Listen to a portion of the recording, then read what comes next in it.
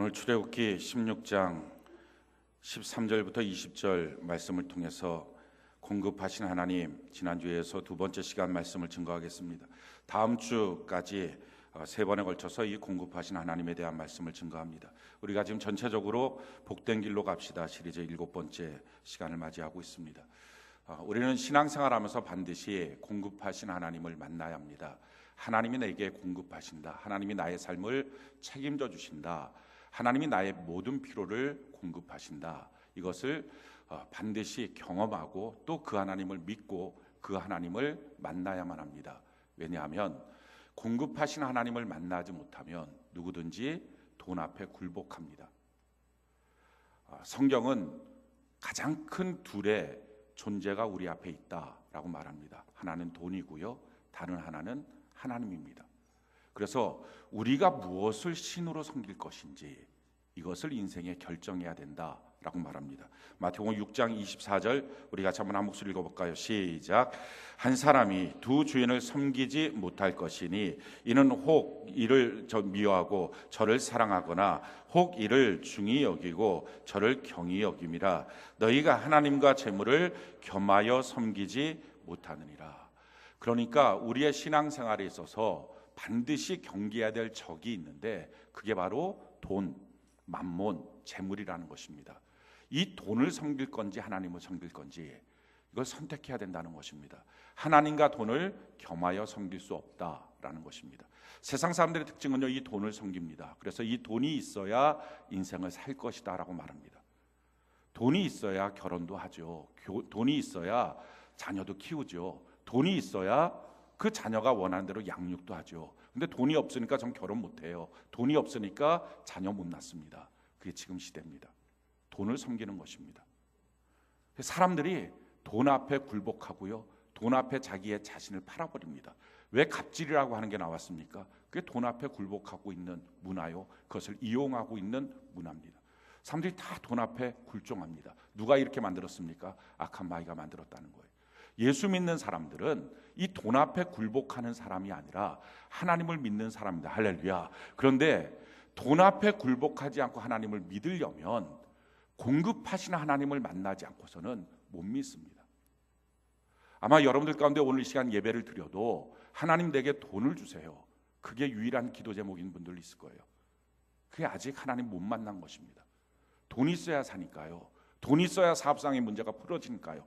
돈이 있어야 가정의 이 문제가 풀어지고 나의 무너진 자존심도 세워지니까요. 하나님 돈을 주세요.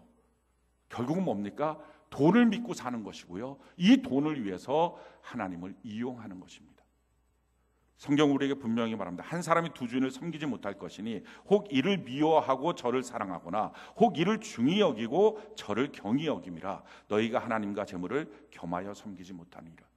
어느 날 내 돈이 축나거나 내 돈에 위축될 문제가 생기면 하나님을 향해서 미움이 폭발합니다.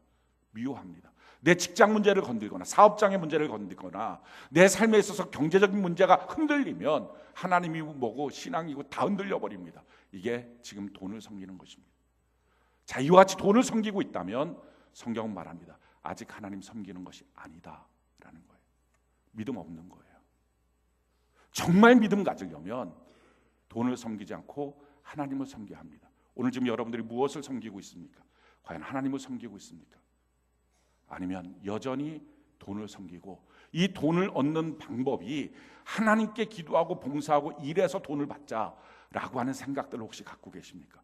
그렇다면 돈을 섬기는 일을 중단해야 됩니다. 그러려면요, 아무리 중단하고 싶어도 중단이 안 됩니다. 이 돈의 신은 너무나 능력이 있어서 그 돈 앞에 사람들이 다 굴복하기 때문에 그렇습니다. 공급하신 하나님을 만나 위축되지 않고 두렵지 않고 당당하게 하나님만 믿고 살아갈 수 있습니다. 그래서 반드시 신앙생활하면 이 공급하신 하나님 만나야 합니다. 시편 128편 1절에 보면 여호와를 경외하며 여호와의 길을 가는 자에게 2절에 보니까 그가 일하는 대로 하나님이 먹을 것을 주시겠다. 먼저 물질 문제부터 하나님이 터치하겠다는 것입니다. 그래야 신앙생활 첫걸음이 시작된다는 것입니다. 하나님이 주신다, 하나님이 공급하신다, 이걸 갖는 것입니다. 우리가 분명한 믿음이 있어야 됩니다. 성경이 이와 같이 말합니다. 빌립보서 4장 19절 우리 같이 한번 읽어볼까요? 시작. 나의 하나님이 그리스도 예수 안에서 영광 가운데 그 풍성한 대로 너희 모든 쓸 것을 채우시. 할렐루야. 나의 하나님이 할렐루야. 그 영광 가운데 그 풍성한 대로 나의 모든 쓸 것을 채워주신다. 이 믿음이 있어야 됩니다. 하나님은 나의 사치에 반응하지 않습니다. 나의 욕심에도 반응하지 않습니다. 그러나 나의 쓸 모든 것들, 나의 필요에 하나님은 공급하시고 반응하십니다. 이 하나님을 만났느냐, 이 하나님을 믿고 있느냐, 나의 하나님이 그 풍성한 대로 그리스도 예수 안에서 다른 사람들을 통해서가 아니라 하나님이 나에게 이 모든 것들을 공급하시고 있다. 이걸 믿고 있느냐는 거예요. 자, 이 믿음이 있다면 뭐가 염려가 되겠어요? 뭐가 두렵겠어요? 회사 생활하면서 잘릴까봐 걱정하겠습니까? 뭐 어때요 그러면? 그러니까 신앙생활 하는데 위축되고 두려운 이유는 뭡니까? 돈 없으면 못 살까봐. 그러니까 돈 주는 회사 앞에 절절매고, 돈 주는 거래처 앞에 절절매고, 돈 주는 배우자, 돈 주는 부모 앞에 절절매고, 그래서 자기의 신앙마저 다 흔들려버리고 신앙생활 제대로 못하는 이유, 돈의 신 앞에 굴복당하기 때문입니다. 사랑하는 성도 여러분, 정말 신앙생활 제대로 바로 하려면요, 돈의 신을 떠나야 됩니다. 그때부터가 신앙생활 첫걸음이에요. 하나님을 믿는 것, 두 신을 같이 섬길 수 없다 하는 것입니다.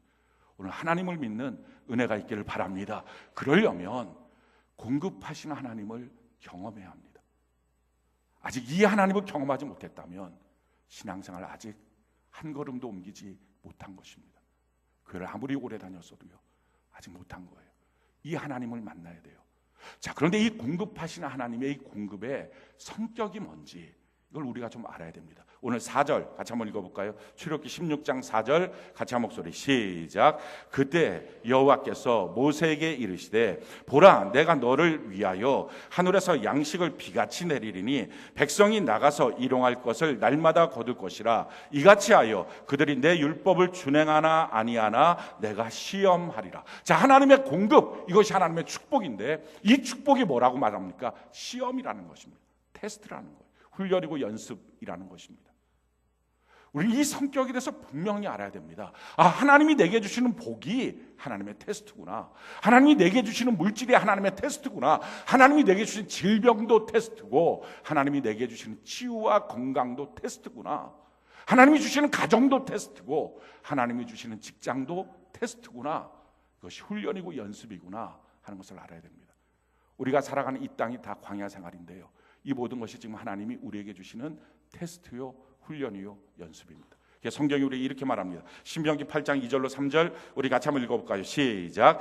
내 하나님 여호와께서 이 40년 동안에 내게 광야길을 걷게 하신 것을 기억하라. 이는 너를 낮추시며 너를 시험하사 내 마음이 어떠한지 그 명령을 지키는지 지키지 않는지 알려 하심이라. 너를 낮추시며 너를 줄이게 하시며 또 너도 알지 못하며 내 조상들도 알지 못하던 만나를 내게 먹이신 것은 사람이 떡으로만 사는 것이 아니요 여호와의 입에서 나오는 모든 말씀으로 사는 줄을 내가 알게 하려 하심이라. 하나님께서 우리 마음을 광야길을 걷게 하면서 공급하시면서 테스트하신다는 거예요. 시험하신다는 거예요. 우리의 마음이 어떤지, 그 명령을 지키는지 지키지 않는지, 사람이 하나님의 말씀으로 산다는 것을 분명히 알게 하기를 원하신다 하는 것입니다.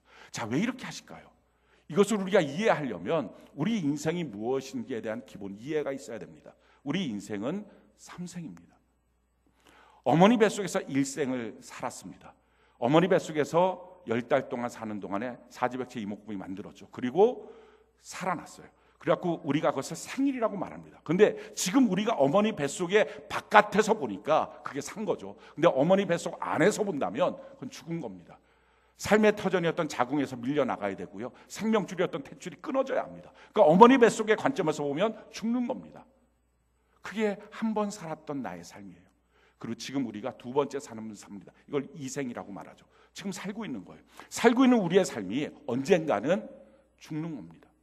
그래서 누군가는 숨이 끊어지고 몸이 떳떳하게 굳어지고, 그래서 엄마 아빠 하면서 죽는 겁니다. 분명히 죽는 거예요. 그런데 성경은 말합니다. 그러면 영원한 세계에서 그 관점을 보면 그게 살아있다는 것입니다. 그게 진짜 사는 거라는 것입니다. 어머니 뱃속에서 일생을 살 때의 목적이 뭡니까? 사지백체 이목구비 육체 만드는 것입니다. 근데 어머니 뱃속의 관점에서 만약에 이걸 봅시다. 얼마나 허무한 일이고 쓸데없는 일입니까? 볼 게 있어야 눈을 만들고, 들릴 게 있어야 귀를 만들고, 잡을 게 있어야 손을 만들고, 대화할 상대가 있어야 입을 만들고, 걸어갈 곳이 있어야 발을 만드는데 아무것도 필요 없는데 지금 탯줄로부터 공급받는 그 생명의 모든 능력으로 사지백체 이목구비를 다 만들고 있습니다. 야, 어리석다. 왜 그렇게 사냐? 근데 누가 지혜로운 것입니까? 이게 다가 아니야. 지금 나의 삶은 여기서 사는 게 만족이 아니라 두 번째 삶, 육신의 삶을 준비하는 게 목적이야. 그게 지혜로운 거야. 만약에 어머니 뱃속에서 아무것도 안 만들고 나오면 평생을 불구자로 삽니다. 이 땅에 나서 만들 수 없습니다. 지금 똑같아요. 지금 우리가 사는 삶에서 지금 돈 버는 게 전부다라고 생각하죠. 직장 생활하는 게 전부다라고 생각하고요. 거기서 어떤 직위를 갖느냐 이게 전부라고 생각하고, 내가 어떤 대학을 나오고 어떤 위치에 있느냐 이게 전부다라고 생각하고요. 그래서 자녀들을 얼마나 좋은 대학 보내느냐 여기에 혈안이 돼 있고요. 이게 목숨 걸 일이 된 거고요. 어떤 직장에서 어떤 오더를 받아서 내가 집은 어떤 집을 살 것이고 어떤 차를 몰고 다니고 이게 전부다라고 생각합니다. 근데 사실은요, 그게 지금 우리 인생의 목적이 아니라는 거예요. 영원한 세계에서 살 수 있는 사람으로 만들어지고 있는지. 초대교회 성도들의 별명은요, 천국을 배경으로 사는 사람들이었어요. 그게 그들의 별명이에요. 과연 나의 삶이 지금 천국에서 어울리는 사람인지, 내가 지금 살아가는 삶의 모든 것들 가운데 천국에서 어울리게, 천국에 들어갈 수 있는 사람으로 나의 삶을 지금 만들고 있는지, 영적인 사지백체 이목구비를 만들고 있는지, 이게 지금 삶의 이유예요. 이게 목적이에요. 성경이 우리에게 이렇게 말합니다. 마태복음 7장 21절로 23절 우리 같이 한번 읽어볼까요? 시작. 나더러 주여 주여 하는 자마다 다 천국에 들어갈 것이 아니요 다만 하늘에 계신 내 아버지의 뜻대로 행하는 자라야 들어가리라. 그날에 많은 사람이 나더러 이르되 주여 주여 우리가 주의 이름으로 선지자 노릇하며 주의 이름으로 귀신을 쫓아내며 주의 이름으로 많은 권능을 행하지 아니하였나이까 하리니, 그때 내가 그들에게 밝히 말하되 내가 너희를 도무지 알지 못하니 불법을 행하는 자들아 내게서 떠나가라 하리라. 지금 이 말씀이 무슨 말씀입니까? 우리가 이럴 수가 있다는 거예요. 교회 나서 열심히 봉사도 합니다. 선지자 노릇했다는 것은요, 내가 직분을 얻었어요. 집사가 됐고 장로가 됐어요. 목사가 되기도 합니다. 또 어떤 경우에는요, 셀장이 되기도 하고 팀장이 되고 교사가 되기도 합니다. 여러 가지 봉사의 일들을 하기도 합니다. 자, 이런 일들을 열심히 하고 심지어 교회 안에서 귀신도 쫓아내고 능력도 행하고 헌금도 많이 드렸습니다. 그 이유는 내가 주의를 이렇게 열심히 하니 하나님 내게 복을 주셔서 내게 사업장에 크게 만들어 주시고, 복을 주셔서 내가 돈을 좀 갖고서 떵떵거리고 살게 하시고, 물론 이렇게 속되게 표현하진 않죠. 예수 영광 돌리며 살게 해주세요 이렇게 표현하지만 사실 속마음은 내가 교회에서 이렇게 열심히 봉사하니, 내가 주회를 이렇게 열심히 하니 나에게 복을 주세요. 내가 정말 이 땅에서 멋지게 살아볼게요. 모든 이유와 목적이 이 땅밖에 없다면, 교회에서 봉사하는 이유도 이 땅밖에 없다면, 헌금 드리는 이유도 이 세상에서 잘 사는 것이 목적이라면, 주님이 하시는 말씀이 이거예요. 그게 아니라 너에게 어떤 문제를 주는 이유는 그 안에서 하나님의 뜻이 무엇인지를 발견하기 위함이에요. 그래서 그 뜻대로 살아가서, 그래서 하나님 앞에 그 천국에 들어갔을 때 하나님이 교제하고 하나님과 함께 할 수 있는 눈도 귀도 입도 영적인 손도 발도 만드는 게 목적인데, 넌 그거 하나도 안 만들었다. 오직 사는 목적이, 오직 교회 생활의 목적이 현세밖에 없으니 그게 세속주의예요. 아무리 열심히 신앙생활 하는 것처럼 보여도 목적은 지금 이 땅에서 사는 것밖에 없어요. 지금 여기서 행복한 것밖에 없어요. 여기서 가정 잘 되고, 여기서 자녀 잘 되고, 여기서 자녀들 좋은 대학 보내고, 여기서 자기 인생 잘 풀리고, 그게 전부다라면 그렇다면 그 사람은 천국 올 수 없다는 거예요. 그 모든 문제 가운데 하나님의 뜻대로 살아가는지, 돈을 벌어도 하나님의 뜻 가운데 살아서 돈이 문제가 아니라 천국에 어울리는 사람이 된 건지, 돈이 없어져도 그 순간에 천국에 어울리는 사람으로 내가 반응하고 사는지, 병에 들어도 병이 나아도, 가정이 행복해도 가정에 어떤 불행한 그림자가 비추어도 천국에 어울리는 사람으로 내 마음과 입술과 생각과 표정과 손과 발이 만들어지고 있는지. 그거 아니면 우리가 이 땅에서 아무리 성공해도 지옥 간다면 무슨 의미가 있습니까? 아무리 병났다가 병을 고침받아도 지옥 간다면 무슨 의미가 있고, 교회 안에서 아무리 장로, 권사, 목사가 되었다 할지라도, 그래서 유능한 셀장이 되었다 할지라도 지옥 가면 무슨 소용이 있습니까? 하나님의 뜻대로 살고 있는지, 우리가 이 땅을 살아갈 때요, 하나님의 뜻을 분명히 알아야 됩니다. 어떻게 하나님은 하나님의 뜻을 가르쳐 주십니까? 성경, 성령, 교회, 이 세 가지를 통해서 우리에게 가르쳐 주십니다. 성경에 이렇게 말씀합니다. 디모데후서 3장 16절로 17절 우리가 한번 읽어볼까요? 시작. 모든 성경은 하나님의 감동으로 된 것으로 교훈과 책망과 바르게 함과 의로 교육하기에 유익하니 이는 하나님의 사람으로 온전하게 하며 모든 선한 일을 행할 능력을 갖추게 하려 함이라. 하나님의 성경을 우리가 읽다가 보면 교훈과 책망과 바르게 함과 의로 교육함을 받아서 하나님의 사람으로 온전하게 반응하기 시작한다는 것입니다. 그래서 매일 성경 통독 큐티 꼭 하셔야 합니다. 하나님의 말씀을 묵상하고 그 말씀 묵상하는 대로 살아야 합니다. 돈을 얼마나 많이 벌고 있느냐가 중요하지 않습니다. 내 자녀가 어떤 대학에 가느냐, 이건 정말 중요하지 않습니다. 내가 어떤 사업을 하고 있느냐, 이 사업이 잘 됐느냐 못 됐느냐, 이것도 중요하지 않습니다. 아무리 잘 된들 몇십 년 잘 될까요? 놓고 천국이든지 지옥이든지 둘 중에 하나로 가는 거예요. 죽으면 심판이 있습니다.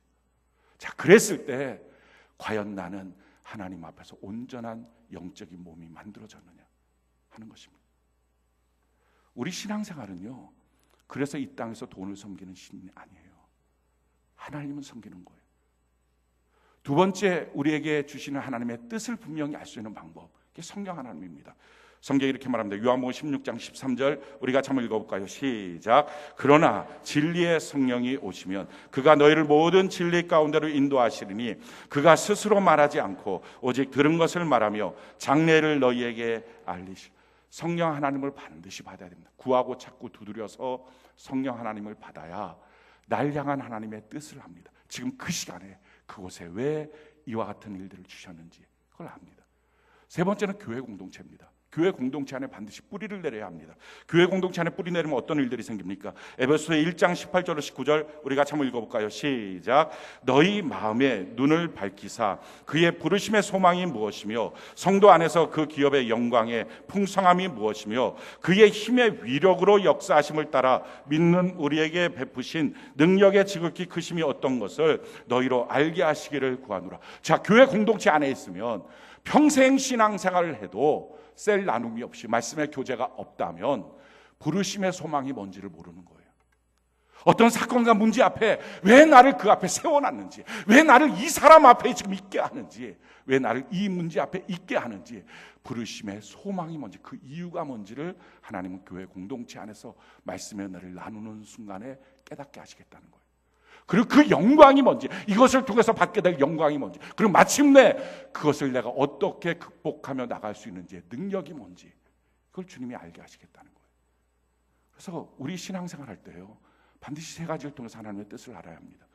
지금 여러분들이 어떤 문제가 있어도 하나님의 뜻을 알면 그 문제는 해결된 거예요. 더 이상 내게 고통도 아니고요, 갈등도 아니에요. 뜻을 모르니까 고통이고 갈등이고요. 뜻을 모르니까 세상 사람과 똑같이 돈이 있어야 되겠다고 생각하고, 세상 사람과 똑같이 지식이 있고 지혜가 있고 좋은 학교 나와야 된다고 생각하고 자녀에게 이런 것들만 전수하고 있는 거예요. 나를 향한 하나님의 뜻을 알고 있다면, 이 삶을 향한 하나님의 분명한 계획을 알고 있다면 두렵지 않아요. 겁나지 않아요. 그 뜻대로 우리가 걸어갈 수 있습니다. 우리 신앙생활을 이렇게 살아야 합니다. 성경이 우리에게 이렇게 말씀하죠. 여호수아 1장 8절 우리가 한번 읽어볼까요? 시작. 이 율법책을 내 입에서 떠나지 말게 하며 주야로 그것을 묵상하여 그 안에 기록한 대로 다 지켜 행하라. 그리하면 내 길이 평탄하게 될 것이며 내가 형통하리라. 지금 여호수아에게 주신 하나님의 말씀입니다. 200만을 끌고요, 앞에는 요단강이 있고 여리고성이 있고 7족속을 무너뜨려야 될 중차대한 사건 앞에 여호수아에게 주신 하나님의 말씀입니다. 너 너무 복잡하지, 이 문제 앞에 너가 어떻게 해결해야 될지 모르지, 팁을 가르쳐 줄게. 그게 하나님의 말씀이에요. 뭐라고 말합니까? 하나님의 말씀을 너의 입에서 떠나지 말게 하며, 내 입에서 쓸데없는 말들 하지 말고, 원망 불평 이런 거 하지 말고. 어떤 분이 그러더라고요. 어저께 교사 모임 때 자기가 그동안에 세종안교회를 나왔는데 세종안교회 안에 있는 원불교를 다녔다고. 원불교? 예? 깜짝 놀랐어요. 이게 뭔가 했더니 원망, 불평, 교만의 생각. 원불교. 혹시 여러분들도 원불교 지파에 좀 속해 있습니까? 겉모습은 세중앙교회인데 속은 원불교. 여기 있으면 싹 벗어나는 은혜가 있기를 바랍니다. 그래서 우리의 입술에 하나님의 말씀만을 채우는 은혜가 있기를 바랍니다. 그리고 뭐 하라고요? 주야로 하나님의 말씀을 생각하라, 묵상하라는 것입니다. 일 생각하지 마십시오. 사랑하는 성도 여러분, 우리에게 주신 어떤 문제, 일, 사건이 있습니까? 가정에 어떤 사건이 있습니까? 여러분들 사업장에, 직장에 어떤 일들이 있습니까? 절대로 일 생각하지 말라는 거예요. 요단강 건널 때 여호수아의 아이디어에서 나온 게 아닙니다. 여리고성 무너뜨리는 거, 아이성 무너뜨리는 거, 일곱 조성 무너뜨리고 태양아 멈춰라, 달아 멈춰라. 이거 여호수아의 아이디어에서 나온 게 아니에요. 생각해서 나온 게 아니에요. 하나님이 주신 말씀이, 할렐루야, 하나님이 주시는 길이었어요. 그래서 일 생각하지 말라는 것입니다. 일 생각하면 원불교에 안 빠질 수가 없어요. 원망, 불평, 교만에 안 빠질 수가 없어요. 그러니까 거기에 있지 말고 하나님의 말씀을 묵상하는 은혜가 있기를 바랍니다. 성경이 우리에게 이렇게 말합니다. 시편 1편 1절로 3절 같이 한번 읽어볼까요? 시작. 복 있는 사람은 악인들의 꾀를 따르지 아니하며 죄인들의 길에 서지 아니하며 오만한 자들의 자리에 앉지 아니하고 오직 여호와의 율법을 즐거워하여 그의 율법을 주야로 묵상하는도다. 그는 시냇가에 심은 나무가 철을 따라 열매를 맺으며 그 잎사귀가 마르지 아니한 같으니 그가 하는 모든 일이 다 형통하리로다. 아멘. 세상 사람들은요, 일로 와. 넌 내 말을 들어야 돼. 그래야지 사업도 성공해. 야, 여기서 같이 교제해야 돼. 술 먹고 같이 있자. 그래야 내가 너를 지원해 줄 수 있어. 오만한 자리에 같이 앉자. 죄인의 길에 같이 걸어가자. 근데 성경은 말해, 그러지 말라. 거기서 성공하는 게 아니고 하나님의 말씀을 기뻐하고 즐거워하고 주야로 그 말씀을 생각하면 모든 일에 하나님의 형통함이 있다라는 것입니다. 사랑하는 성도 여러분, 문제를 주신 이유는 문제를 풀라고 주신 게 아니에요. 하나님을 만나라고 주신 거예요. 아멘이십니까? 여러분들의 삶 속에 어떤 사건이 있는 이유는 사건을 해결하라고 주신 게 아니에요. 어떻게 해결합니까? 사람이 얼마나 무기력한지 아십니까? 암, 자기 몸에 있는 세포가 변형된 게 암입니다. 외부에서 뭐 들어온 게 아니고요. 암 하나 처리 못해요.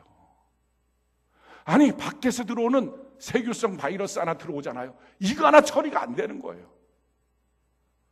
사람이 뭐 대단한 줄 아십니까? 뭘 대단하게 해결할 줄 아십니까? 아무것도 못하는 거예요. 여러분들 앞에 생기는 문제, 여러분들 뭘 어떻게 처리합니까? 자녀가 말썽 펴요. 어떻게 처리합니까? 부부관계 문제가 생겼어요. 남편이 이상한 짓을 해요. 이거 어떻게 처리합니까? 붙잡고 싸우면 해결됩니까?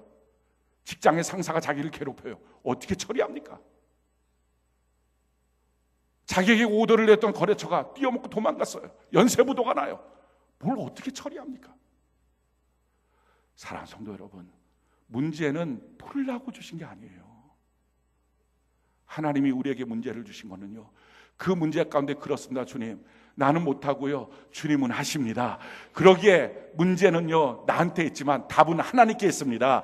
백문일답 여호와 하나님이십니다. 나는 하나님을 만나겠습니다. 그래서 하나님께 만나고 하나님 앞에 나오고 예배드리고 말씀 듣고 말씀을 묵상하고 기뻐하고 생각하고 나는 그렇게 했는데 문제는 하나님이 해결하시고 이게 거룩한 길이고 이게 성공의 길이에요. 그러기에 제일 미련한 사람이요, 문제 있다고 예배 빠지는 사람이에요. 문제 있다고 큐티를 중단하는 사람이에요. 어떻게 하나님을 만납니까? 그러니까 다 깨지고 마는 거예요. 성경이 우리에게 이렇게 말합니다. 시편 119편 97절로 98절 우리 같이 한번 읽어볼까요? 시작.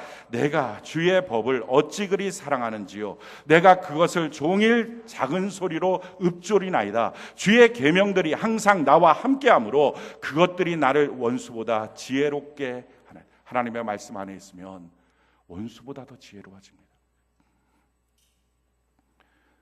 혹시 여러분들 가운데 막 사업상에 문제 많다고, 뭐 직장에 문제 많다고, 인간관계 문제 많다고 막 인상 쓰고 집에 와갖고서 한숨만 푹푹 쉬고 담배도 퍽퍽 피고 술도 벌컥벌컥 마시고 왜 이렇게 하냐고 정신 차리자고. 힘들어, 너가 날 알아. 이 문제 가운데 있는데 너가 날 알아. 이러는 분들 있습니까? 정신 차리십시오. 그런 문제 해결됩니까? 하나님 만나야 해결되죠. 하나님 만나라고 주신 문제를 하나님을 등어지면 문제의 문제가 더 쌓이지 않겠습니까? 하나님 만나는 거. 하나님의 말씀을 내가 계속 묵상하다 보면 정말 문제가 있지만 문제를 놔두고 나는 못 풉니다. 나는 하나님의 말씀을 묵상합니다. 나의 하나님이 그리스도 예수 안에서 그 영광 가운데 나의 모든 필요를 채워주십니다. 하나님의 말씀을 날마다 묵상하고 있다 보면 나를 더 지혜롭게 만들어서 문제를 해결할 수 있는 하나님의 지혜가 우리에게 공급되기 시작한다는 거예요. 성경이 우리에게 이렇게 말합니다. 시편 119편 105절 우리 같이 한번 읽어볼까요? 시작. 주의 말씀은 내 발의 등이요 내 길에 비치는. 하나님이 내 인생길을 인도하신다는 거예요. 하나님의 말씀을 묵상하고 있을 때 우리처럼 공급하시는 하나님을 만나기 위해서는 이 믿음이 있어야 돼요. 하나님 문제가 있을 때 내가 문제 풀지 않겠습니다. 문제 푸는 대신에 나는 하나님을 만나겠습니다. 이게 하나님의 방식이에요. 전에 한번 예배 가운데 말씀을 드렸는데 그 아버지가 휴일날 돼갖고 좀 쉬고 싶어갖고 소파에 길게 누워갖고 있는 거예요. 그런데 애들이 와갖고 아빠 우리랑 같이 놀아줘요. 얘네들 어떻게 띄워놓지? 그러고 좀 잠을 자지. 그래서 보니까 그 마루에 그 신문이 한 장 있는데 세계 지도가 딱 그려져 있는 신문인 거예요. 초등학교 1학년밖에 안 된 이런 아이들이 무슨 세계 지도를 알겠어요. 그거를 그냥 가위로 막 오렸어요. 한 50조각 오려갖고 확 던져놨어요. 이거 다 맞추면 놀아줄게 하고 씩 미소 지으면서 이제 됐다, 이제 오늘 하루 종일 난 자겠다, 얘네들 절대 못 맞춘다 하고 누워서 자는데 이 아이들이 한 10분도 안 됐고 아빠 다 맞췄어요. 깜짝 놀란 거예요. 야, 너희들 천재니? 야, 어떻게 세계 지도를 배웠어? 아니, 안 배웠는데 다 맞췄어요. 어떻게 했어? 근데요, 신기한 게 아까 봤더니 그 세계 지도 뒷면에 보니까 얼굴 큰 사람 얼굴이 하나 있는 거예요. 그 얼굴 한 면으로 다 채워있는 거예요. 그래서 사람 얼굴을 맞추니까 다 맞추는 거예요. 너무 신기하죠? 애들이 더 똑똑해요. 문제가 있어요. 왜 문제가 있어요? 내 인격 맞추라고. 하나님 앞에서 나의 영적인 존재가 좀 맞춰지라고. 지금 다 깨져 있으니까. 돈의 신을 섬기느라고 다 상처받았으니까. 세상 섬기느라고 사람들 앞에 믿음 팔아먹고 이리저리 끌려다니고 있으니까 다 상처투성이니까 상처받은 영혼, 상처받은 그 인격 다시 맞춰서 하나님 앞에 그 형상대로 서 있으라고. 이게 목적이에요. 문제 가운데 문제 풀려고 하지 말고 하나님 만나는 은혜가 있기를 바랍니다. 공급하시는 하나님을 경험하려면요, 이 믿음이 있는 거예요. 문제가 있어도 나는 하나님을 찾겠습니다. 난 영원한 천국을 위해서 삽니다. 얼마나 많은 돈을 갖고 있는지, 얼마나 내가 작게 갖고 있는지 이게 중요하지 않고요, 영원한 천국에 내가 어울리는 사람인지 내가 그렇게 만들어갑니다. 나의 모든 필요에 대해서 예수 그리스도 안에서 내게 공급하신 하나님을 내가 신뢰합니다. 이 믿음이 있는 거예요. 이 믿음이 있고, 그리고 하나님이 나에게 공급하실 때 어떻게 받는지에 대한 테크닉을 배우는 겁니다. 그냥 테크닉만 교회에서 배워가서 말씀의 적용이라고 그렇게 해봤자 믿음이 없는데 테크닉만 있어서는 아무 소용없습니다. 그래서 이 믿음을 갖고요, 하나님이 나에게 공급하실 때 어떻게 받는지 그 방법을 성경을 통해서 배우는 것입니다. 오늘 본문에 보면 총 5가지 방법이 있어요. 오늘 3가지에 대해서 말씀을 드리고요, 다음 주에 나머지 2가지에 대해서 말씀을 드리겠습니다. 제일 첫 번째, 우리 16절 같이 한번 읽어볼까요? 16절 같이 한 목소리 시작. 여호와께서 이같이 명령하시기를 너희 각 사람은 먹을 만큼만 이것을 거둘지니 곧 너희 사람 수요대로 한 사람의 한 호멜씩 거두되 각 사람이 그의 장막에 있는 자들을 위하여 거둘지니라 하였느니라. 아멘. 제일 첫 번째는요, 하나님의 축복의 은혜를 나의 수고의 그릇에 담아야 한다라는 것입니다. 이게 하나님의 공급하심을 받는 첫 번째 방법입니다. 자, 하나님께서는 지금 들판에다가 만나를 내리시고 아침에 일찍 가서 그 만나를 거둬야 된다. 그래야지 먹을 수 있다. 해만 떠도 그 만나는 사라져버린다. 지금 그 말씀을 하셨다. 부지런하게 움직여야 된다는 거죠. 자, 하나님의 능력이라면 이렇게 하지 않으실 수도 있었을 거예요. 각 집에 뭐 들판에다 내릴 게 아니라 각 집에 밥그릇에다가 만나를 다 소복소복 내려주셔서 식구대로 그렇게 해놓으면 되잖아요. 아니, 이 방법도 말고 더 좋은 방법은 자다가 하나님이 입안에다가 밥을 다 한 만큼씩 이렇게 충분히 그럴 수 있는 능력입니다. 근데 그렇게 안 했어요. 이유가 뭡니까? 가서 거두는 수고를 해야 된다는 거예요. 사랑하는 성도 여러분, 하나님의 축복은 거저 받진 않아요. 하나님의 축복은요, 우리의 수고의 그릇에 받는 것입니다. 열심을 내는 것입니다. 전에는 왜 직장생활 열심히 했을까요? 안 잘리려고. 두려워서. 왜 사업장에 아침 일찍 가서 저녁 밤늦게까지 일합니까? 돈 못 벌까 봐, 다음 달 못 살까 봐. 근데 그게 아니에요. 하나님이 주시는 축복이 분명하니까 할렐루야. 그래서 아침에 일찍 나가는 거예요. 달라지는 거예요. 성경이 우리에게 이렇게 말합니다. 디도서 2장 14절 우리 같이 한번 읽어볼까요? 시작. 그가 우리를 대신하여 자신을 주심은 모든 불법에서 우리를 속량하시고 우리를 깨끗하게 하사 선한 일을 열심히 하는 자기 백성이 되게 하려 하시고, 선한 일을 열심히 하게 하는 하나님의 백성으로 만드시는 것입니다. 그래서 하나님의 복을 우리가 담을 수 있는 방법은요, 게으르는 게 아니에요. 그냥 나태한 게 아니에요. 알아서 하나님이 먹여주겠지, 그게 아니라 하나님이 복 주심을 믿고 두려워하는 마음이 아니라 복 주심을 믿고 직장생활도 열심히 하고 사업장도 열심히 하고 가정에서 자녀도 열심히 양육하고 이렇게 하는 것입니다. 그러면서 두려움 때문이 아니라 하나님이 주실 것을 믿기 때문에 하는 것입니다. 자, 두 번째 원리는요, 우리 17절 18절 우리 같이 한번 읽어볼까요? 17절 18절 같이 한 목소리 시작. 이스라엘 자손이 그같이 하였더니 그 거둔 것이 많기도 하고 적기도 하나 오멜로 되어 본즉 많이 거둔 자도 남음이 없고 적게 거둔 자도 부족함이 없이 각 사람은 먹을 만큼만 거두었더라. 참 놀라운 하나님의 기적이 일어났어요. 430년 노예 생활했던 사람들입니다. 그러니 가서 거둬라, 먹기 위해서. 너희 집에 먹을 것 다 걷어 갖고 와라. 얼마나 자기 집에 많이 먹게 하려고, 어떻게 하든지 먹을 양식 많이 하려고 힘 있는 사람들 막 바리바리 다 그놈마다 동원해서 갖고 오는 거예요.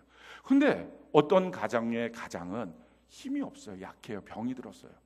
별로 걷지를 못해요. 걱정하는 거예요. 이렇게 걷어가면 우리 집안들 다 먹고 못 살 텐데 이걸 어떡하나. 어떤 사람 많이 걷어 갖고 왔고요, 어떤 사람 조금밖에 못 걷었어요. 그리고 집에 왔는데 기적이 일어난 거예요. 오늘 성경에 보니까 많이 거둔 사람이 막 탈탈 털어서 다 했더니 하나님이 거두라고 했던 한 오멜씩밖에 식구대로 그거밖에 안 돼요. 적게 거둔 사람 이거 어떻게 하나 했는데 이상하게 막 계속 나와갖고 다 식구별로 딱 차게 한 거예요. 많이 거둔 사람도 그만큼, 적게 거둔 사람도 그만큼. 이게 됩니다. 이 기적을 날마다 베풀어 주신 거예요.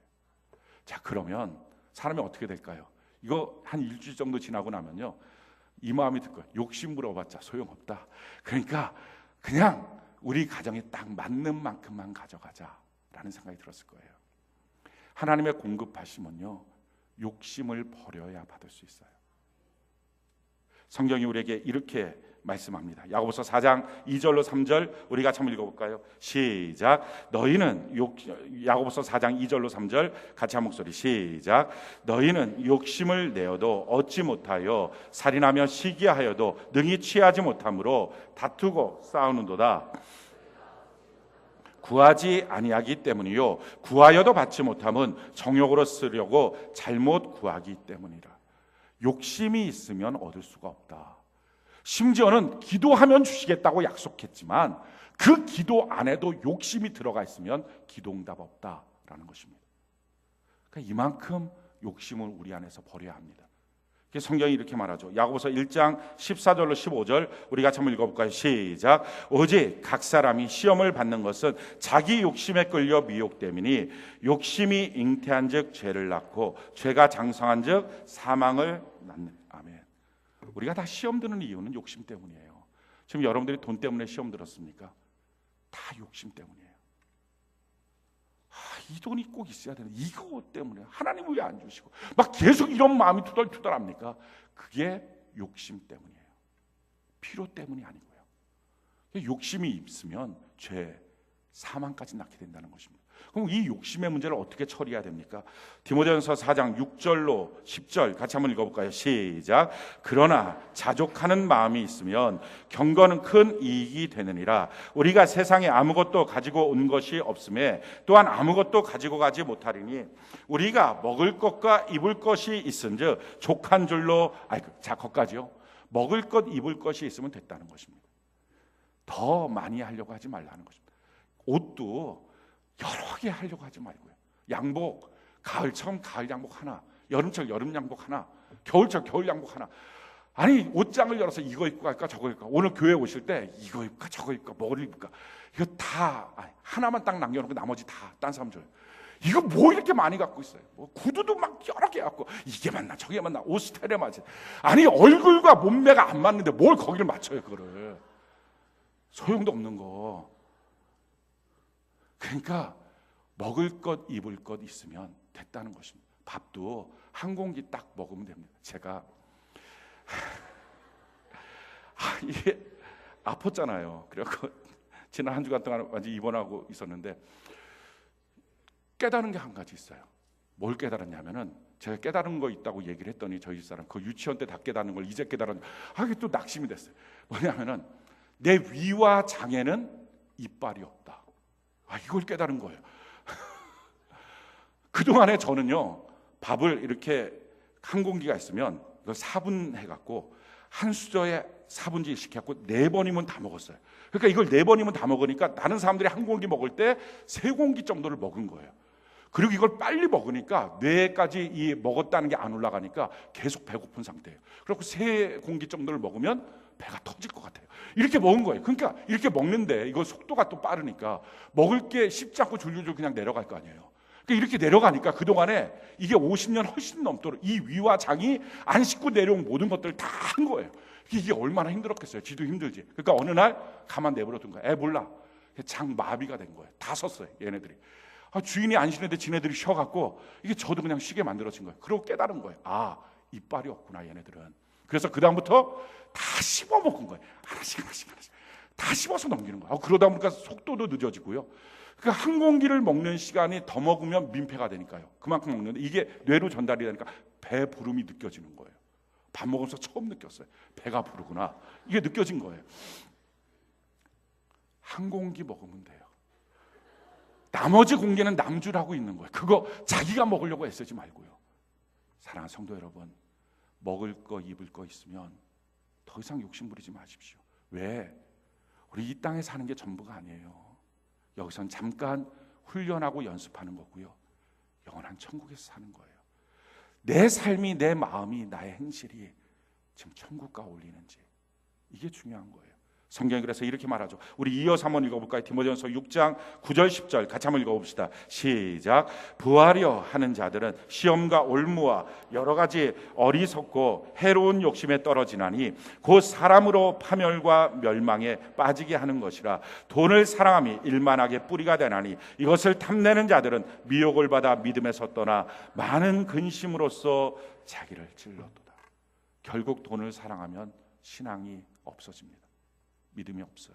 그리고 끊임없이 돈 때문에 근심을 합니다. 세상의 돈의 신은요, 우리를 기분 좋고 행복하게 하는 게 아니라 월급을 주면 다음 달 월급 때문에 염려하게 만드는 게 돈의 신이에요. 하나님은 공급하시면 내일 또다시 공급하신다는 믿음을 주셔서 두려움이 없게 만들어요. 나는 신앙생활 지금 어떻게 하고 있는지, 이게 중요합니다. 성경이 우리에게 이렇게 말합니다. 고린도서 9장 10절 같이 한번 읽어볼까요? 시작. 심는 자에게 씨와 먹을 양식을 주시는 이가 너희 심을 것을 주사 풍성하게 하시고 너희 의의 열매를 더하게 하시고. 자, 우리에게 필요한 것들만 하나님은 공급하십니다. 그런데 어느 날 필요한 것보다 조금 더 주시는 때가 있어요. 그러면 그건 내가 더 먹고 챙기자, 그게 아니고요, 그거는 씨예요. 심어야 되는 거예요. 우리가 지금 갖고 있는 것 중에는 내가 먹어야 될 먹을 양식이 있고요, 씨가 있습니다. 씨까지 먹으면 그 다음 달에 먹을 게 없는 거예요. 하나님의 공급을 받으려면 이 씨를 심어야 됩니다. 그럼 이 씨가 뭐예요? 이게 11조와 헌금이에요. 성경이 우리에게 이렇게 말합니다. 말라기 3장 10절 우리가 한번 읽어볼까요? 시작. 만군의 여호와가 이르노라. 너희의 온전한 11조를 창고에 들여 나의 집에 양식이 있게 하고 그것으로 나를 시험하여 내가 하늘문을 열고 너희에게 복을 쌓을 것이 없도록 붙지 않으나. 저는요, 목회자의 자녀로 태어났고 신학도 했지만 한동안 제가 갈등했던 것이 이겁니다. 왜 헌금을 해야 되지? 이게 갈등이었어요. 성경에 보면 하나님 부유하시대요. 세상 모든 게 하나님 거래요. 금도 은도 하나님의 거래요. 하나님은 심지어 성경에 보니까 내가 너희 집에 있는 수양을 탐내느냐, 소를 탐내느냐, 없다는 거예요. 이렇게 하나님 부유하시고 모든 것 다 갖고 계시는 그분이 왜 헌금 내라 그럴까? 이게 저는 잘 납득이 안 됐어요. 그것도 뭐 이병철이나 정주영이나 이렇게 돈 많은 사람 거 뜯어가면 또 감사하고 좋아요. 근데 왜 돈 없는 내게 자꾸 가져갈까? 돈이 그렇게 많으신 하나님이, 이게 되게 의문이었어요. 갈등이었어요. 왜 그럴까? 근데 혹시 여러분들 가운데도 그런 분들이 있습니까? 헌금 내라 그럴 때마다 왜 하나님 부유하시다며 왜 자꾸 헌금을, 그것도 부자도 아니고 가난한 나한테 자꾸 뜯어가려고 그래 라고 생각하시는 분이 있다면 성령 하나님을 만나세요. 제가 30살에 성령 하나님을 만나고 나서 눈이 확 열렸어요. 바뀌어졌어요. 왜 하나님이 나한테 헌금을 요구하실까 깨달았어요. 그걸 통해서 욕심을 없애시는 거예요. 지금 나에게 하나님은 내가 필요한 것보다 조금 더 주셨어요. 그게 씨거든요. 근데 사람은 그 씨마저 먹고 싶은 거예요. 그 씨를 먹으면 계산이 되는 거예요. 내가 더 큰 집으로, 내가 더 좋은 차로, 새 차로 바꾸고, 이게 막 계산이 되는 거예요. 내가 더 좋은 옷으로, 내가 더 좋은 데 가서 뭔가 쓰고 누리고, 좀 그러면서 내가 좀 뭔가 누리고 받고 싶은 것, 이게 계산이 되는 거예요. 하나님께서는 아니, 먹을 거 입을 거 있으면 됐어. 그 씨는 너게 아니야. 나누어야 돼. 이 출애굽 당시에서는요, 기적이 일어났잖아요. 많이 거둔 자도 그만큼, 병이 약해서 조금 거둔 자도 그만큼, 이런 기적이 날마다 일어났어요. 그럼 신약 시대에 하나님이 일으키는 기적의 방식이 뭐예요? 성경이 이것을 이렇게 우리에게 설명을 합니다. 고린도서 8장 14절로 15절 우리 같이 한번 읽어볼까요? 시작. 이제 너희의 넉넉한 것으로 그들의 부족한 것을 보충함은 후에 그들의 넉넉한 것으로 너희의 부족한 것을 보충하여 균등하게 하려 함이라. 기록된 것과 같이 많이 거둔 자도 남지 아니하였고 적게 거둔 자도 모자라지 아니하였다. 자, 많이 거둔 자, 적게 거둔 자, 남지도 모자리지도 않았다. 이 기적의 사건을 말하면서 이것이 신약 시대는 어떻게 하고 있느냐? 너의 지금 더 주는 것, 필요보다 조금 더 있는 것, 그것을 갖고 누군가 지금 연약하여 적게 있는 사람한테 나눠주고, 그리고 마침내 그들이 어느 날 더 갖게 되면 너가 부족하게 됐을 때 너에게 또다시 주어서 균등하게 하는 것. 이 기적을 하나님은 헌금을 통해서 일으키겠다는 거예요. 그 헌금을 통해서 일으키는 기적의 핵심이 뭡니까? 그게 11조예요. 11조는요, 다 사람이 얻은 수입대로 드립니다.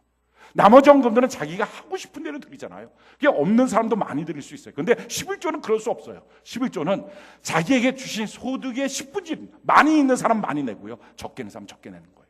자, 그걸 통해서 뭐 합니까? 많이 거둔 사람의 것을 적게 거둔 사람들에게 균등하게 나눠주는 거예요. 욕심을 제거하고 하나님의 기적을 일으키는 것. 그래서 11조를 온전하게 하지 않는 사람은 누군가의 필요를 도둑질하고 있는 것입니다. 그래서 하나님이 그 다음번의 양식을 너에겐 줄 수 없다라는 거예요.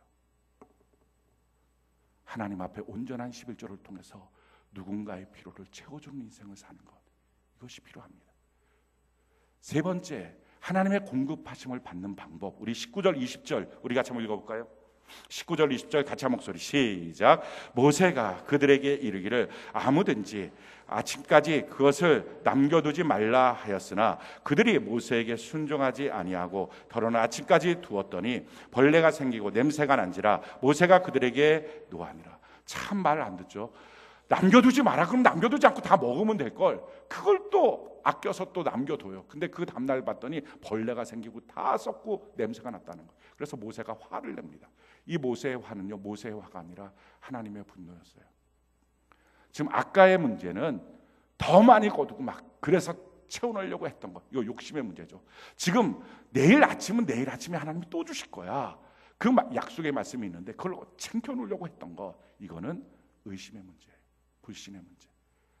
신실하신 하나님을 신뢰하는 것, 그것이 중요합니다. 우리는 하나님이 우리 같은 줄 알아요. 네, 아니에요. 하나님은 신실하세요. 우리는요, 자기가 낳은 아이도 그 아이한테 당연히 밥을 줘야 되잖아요. 걔가 어디 가서 밥을 먹겠어요. 밥을 줘야 돼요. 때마다 삼시세끼 밥을 줘야 되는데 어느 날 이 아이가 속색이고 막 마음이 막 안 좋으면 엄마가 야, 너 오늘 밥 먹을 자격도 밥 먹지 마. 무슨 자격을 지가 따져요. 그냥 알아서 새끼를 줘야 되지. 그거를. 우리 하나님은요, 우리 같지 않아요. 이스라엘 백성들이 광야에서 얼마나 하나님 속을 새깁니까? 원망하고. 그러면 우리 같아서 야, 3일 동안 만나 없어, 금식. 이렇게 할 수도 있는데 40년 내내 끊임없이 아침마다 만나를 주세요. 신실하신 하나님, 그 하나님을 믿으라는 거예요. 우리가 다 신실하지가 않습니다. 변덕이 죽을 듯합니다. 근데 참 놀라운 것은요, 예수 잘 믿으면 우리 한결 같아져요. 왜요? 우리는 변덕 죽을지만 우리 주님이 우리 마음에 오셔요. 할렐루야. 그래서 그 주님 때문에 변덕 없는 신실함으로, 한결 같은 사람으로 우리가 살아갈 수 있어요. 성경이 우리에게 이렇게 말씀합니다. 데살로니가전서 5장 23절 24절 우리 같이 한번 읽어볼까요? 시작. 평강의 하나님이 친히 너희를 온전히 거룩하게 하시고 또 너희의 온 영과 혼과 몸이 우리 주 예수 그리스도께서 강림하실 때에 흠없게 보존되기를 원하노라. 너희를 부르시는 미쁘시니 그가 또한 우리 하나님이 우리의 평생을 책임져 주시겠다 말씀하십니다. 마태복음 6장 33절로 34절 같이 한번 읽어볼까요? 시작. 그런즉 너희는 먼저 그의 나라와 그의 의를 구하라. 그리하면 이 모든 것을 너희에게 더하시리라. 그러므로 내일 일을 위하여 염려하지 말라. 내일 일은 내일이 염려할 것이요 한날의 괴로움은 그날로 족하니라. 오늘 먹으면서 다음 달은 어떻게 먹지? 오늘 가정경제 이끌어가면서 다음 달은 어떻게 살지? 그거 생각하지 말라는 거예요. 우리 하나님 평생에 먹여주실 거라는 거예요. 우리 하나님 입을 것 먹을 것 채워주실 거라는 것입니다. 왜?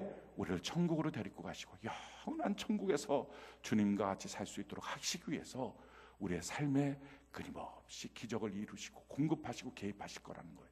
그래서 걱정하지 말라는 것입니다. 근데 이 말이 그러니까 저축하지 맙시다, 그 말은 아니에요. 저축이라고 하는 것은요, 기독교인에 의해서 범죄 행위는 아닙니다.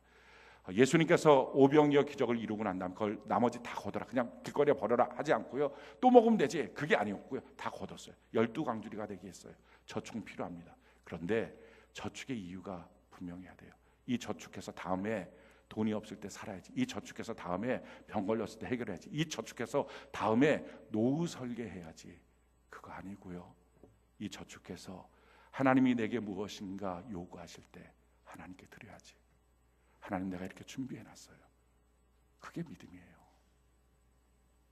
사랑하는 성도 여러분, 공급하신 하나님을 믿습니까?